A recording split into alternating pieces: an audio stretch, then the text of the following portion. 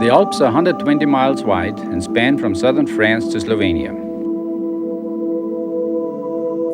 The mountains are so foreboding that until the mid-1800s, people believed dragons and demons inhabited the glaciers and countless peaks.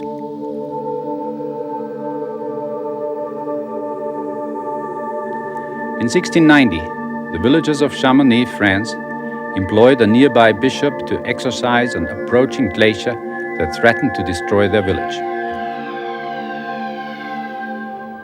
Eventually, though, their presence began to excite the curiosity of scientists that wandered into the mountains not for the sake of climbing them, but to study them and the mysterious glaciers that crept down the valleys.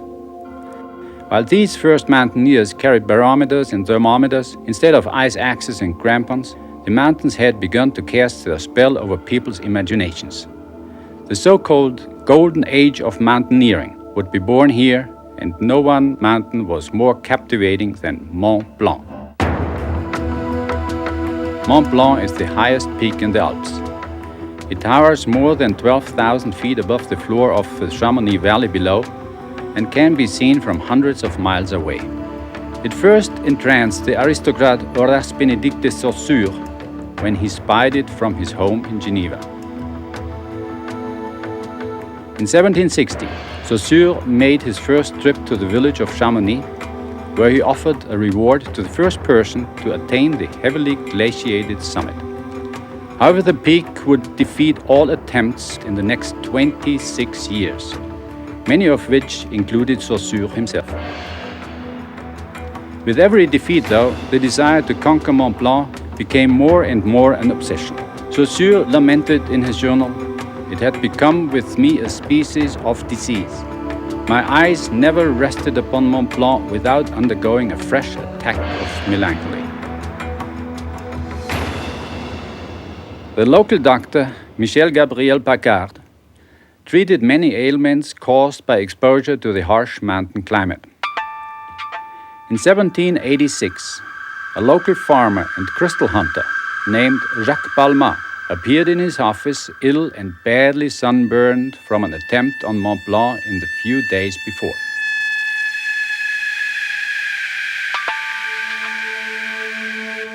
Balmat had tried to climb the mountain by himself and spent 3 nights at high altitude, a feat deemed impossible at the time.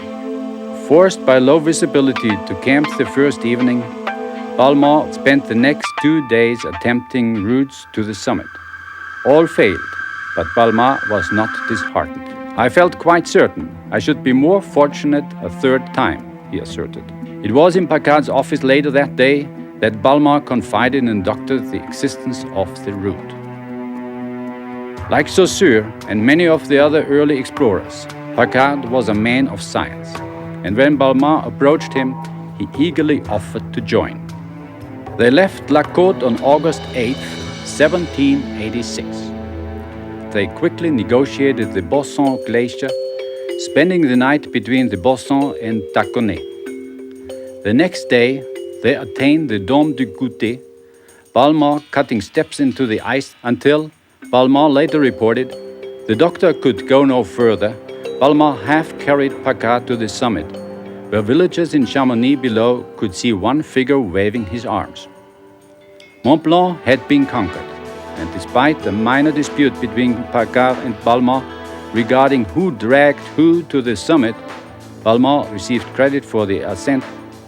Having claimed his reward, he became the first guide on Mont Blanc by leading Saussure himself to the summit the following year.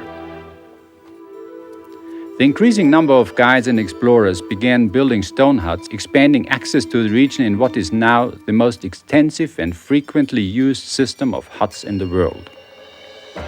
In 1881, the physicist and alpinist Joseph Vallot undertook the construction of one such refuge, an observatory at 14,300 feet on Mont Blanc. When it was completed in 1890, it stood the highest structure in the world. Over the course of 40 years, Vallot summited Mont Blanc 34 times. Indeed, the growing world of alpinism concentrated around Mont Blanc. By this time, Chamonix was well known in Europe. In 1958, with the inauguration of the world's highest cable car, Chamonix became the undisputable hub of mountain culture.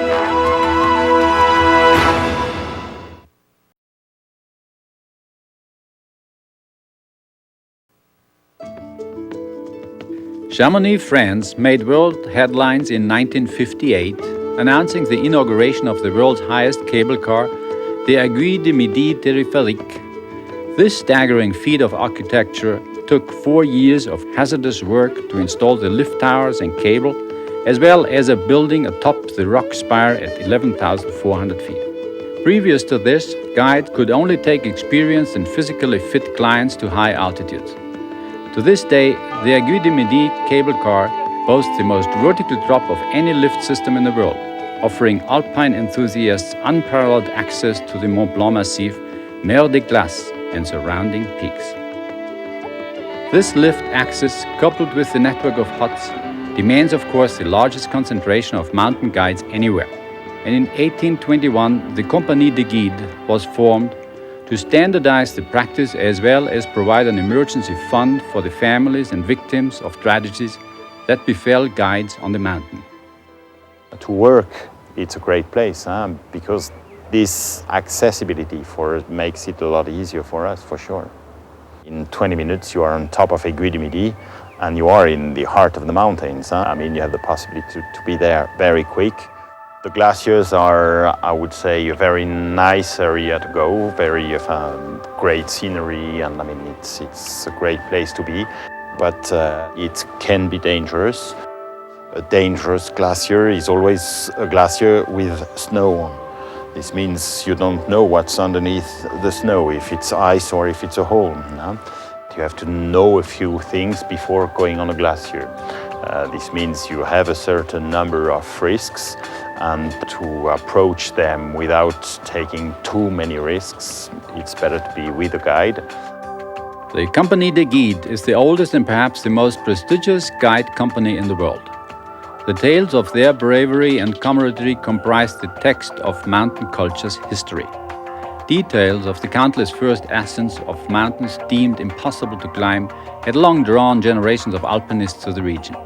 Even now, when we climb some of the routes which were climbed the first time, let's say 100 years ago, we still find them challenging. I don't know if we would do things they have done with the equipment they had. They were quite tough guys by that time. Chamonix had become the hub of a growing mountain culture and continued to set the standards in all aspects of alpinism, be it travel, climbing, skiing, or simply lifestyle in the mountains. Today, the Compagnie de Guides consists of over 150 mountain and trekking guides and hosts thousands of visitors throughout the valley each year. When I decided to settle here, I decided, well, why not becoming a guide? Then you have the exams through the National Ski and Alpinism School, which are, let's say, not easy. You have to be a good skier, a good climber, rock climber, ice climber. The National School of Skiing and Alpinism, or ENSA, was established in Chamonix in 1946 to train and improve the expertise of professionals in alpine sports. Entry into ENSA is extremely difficult. Less than a quarter of applicants are even accepted. De devenir aspirant guide, donc il y a des stages en hiver où on fait du ski, de la cascade de glace. On apprend en fait un petit peu les fondamentaux de l'alpinisme. The required list of skills, ski descents and climbs that a graduate must complete includes some of the most challenging and dangerous routes in the Alps. De notation, donc en cascade de glace, on a une grille, en escalade en calcaire, on a une grille, en escalade en rocher, on a une grille de notation. Et puis après, il y a des examens techniques, donc il y a des examens de sauvetage crevasse, des examens de recherche ARVA.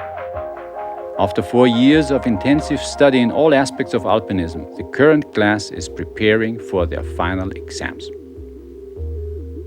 Cette semaine, moi je participe au stage de guide, donc au final du guide, et on va partir en ski de randonnée en Suisse pour 4 jours, donc ça fait 3 nuits en refuge. It's exciting because your dream to become a mountain guide when you're a child, so it's like a dream will become true. So I'm a bit intimidated, but not that much because just a dream will become true. It's nice.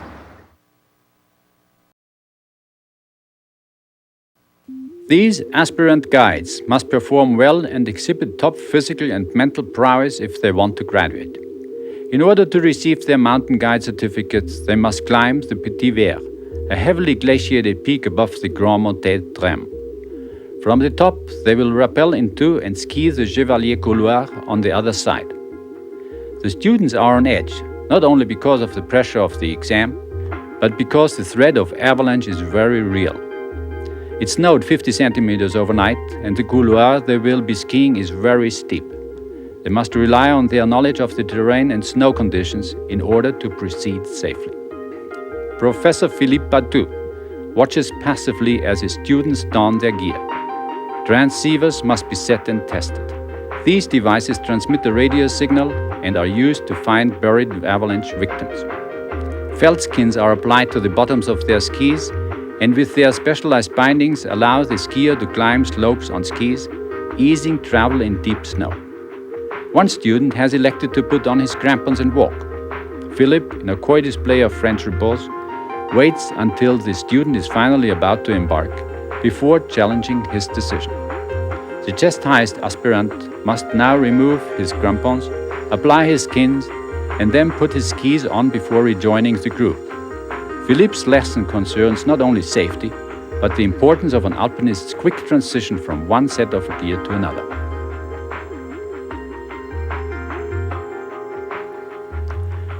When the slope becomes too steep to climb on skis, the group will exchange them for crampons and rope together properly. Their progress is steady, but slowed by the deep snow, and as they remove their skins for the final climb, they regroup to assess the snow's stability. Though Philippe is the group leader, the students must now examine each layer of the snow pack and decide if it is safe to continue. As guides, they will be responsible for ensuring the safety of their clients with every decision they make in the backcountry. After discussing the conditions, the students are not willing to go any further. They have deemed the risk of an avalanche too high to continue and turn back. Their reasoning will be assessed as part of their grade, but for now, the couloir will remain untracked. They decide they don't want to go up because they thought it was dangerous because of avalanche, and that wasn't my opinion. I believe it was not so dangerous, and they didn't want to continue, so we decided to go back. Despite their professor's opinion, the students' concerns are not unwarranted. Avalanches would continue to pose a threat for the next week, one claiming the life of a local guide. 2 helicopter teams of the Mountain Terrain Rescue Unit, PGHM, would be seen repeatedly throughout the week as they responded to calls throughout the valley. The PGHM was founded in Chamonix in 1958 to respond to all safety demands in every condition, in all situations, ensuring security in the mountains of the country. Its members are every bit as trained in techniques of alpinism as they are for medical emergency. The medical officer in charge of each heli unit has received highly specialized training at the School of High Mountain Medical Safety. Additionally, guides and aspirant guides from ENSA work very closely with the PGHM to continually develop mountain rescue techniques. There is no more well-respected group of alpinists in the Chamonix Valley. They routinely risk their lives for those trapped on the mountain, lost in crevices, or buried by avalanches. Each year, the PGHM responds to more than 1,000 emergencies and rescues nearly 1,500 people. Despite the prowess of perhaps the world's most elite alpine rescue unit, the perils of the Mont Blanc still claim an average of 75 lives a year. It is estimated that between 6,000 and 8,000 people have lost their lives on Mont Blanc, a toll that far exceeds that of any other mountain.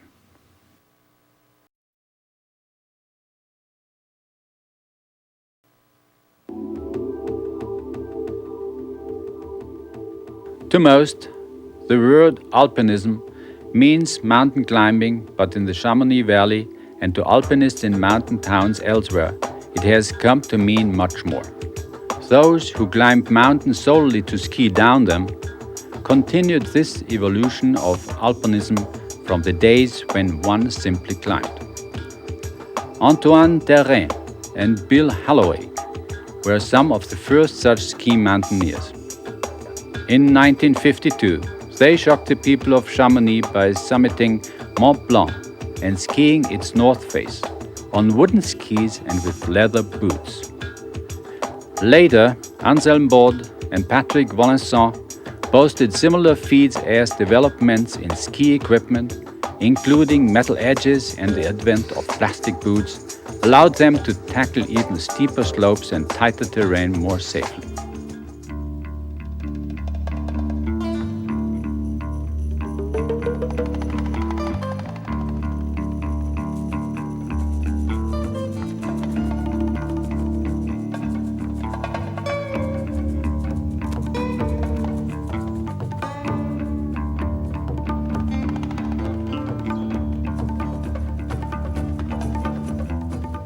Many ski mountaineers followed in their footsteps.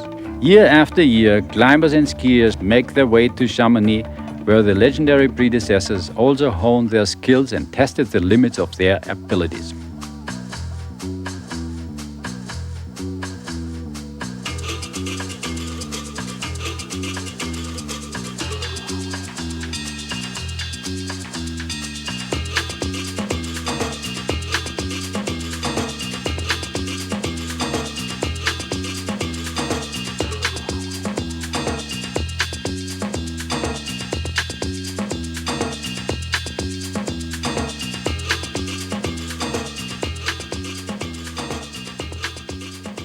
The freedom enjoyed by alpinists in the Chamonix Valley is unrivaled, the result of a culture that embraces a way of life in the mountains. The Mont Blanc Massif draws athletes to Chamonix like pilgrims paying homage to a culture that has long since spread to mountain towns the world over. The mountains continue to inspire, challenge and fulfill them here, where the history of alpinism is as deep and broad as the valley itself. In Chamonix, people are unified by a common admiration and respect for the mountains. This unspoken bond permeates the social atmosphere of the village. For it is here that mountain culture has its very roots. Here, alpinism was born.